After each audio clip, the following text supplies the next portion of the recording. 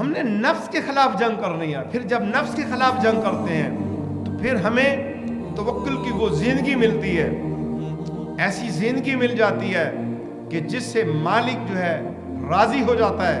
پھر کیا اس کا مقام ہے, فادخلی فی عبادی وادخلی جنتی.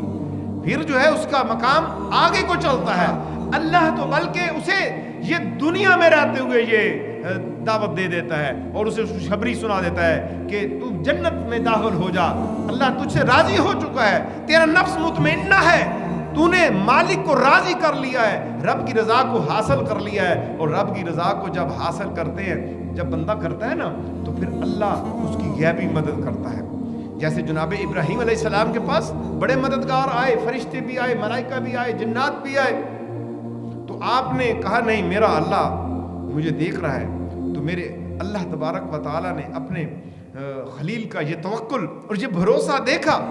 اللہ کرے ہمیں بھی اس سے وہ ذرہ مل جائے, وہ ذرات ہمیں بھی مل جائیں, وہ نور ہمیں بھی مل جائے. تو پھر اللہ تبارک و تعالیٰ نے سکینت نازل کی, قلنا یا نار کونی بردم و سلاما علی ابراہیم.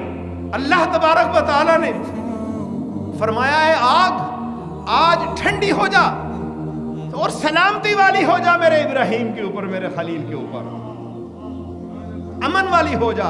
کیونکہ صرف ٹھنڈی نہیں, ٹھنڈ بھی موت کی ہلاکت ہے.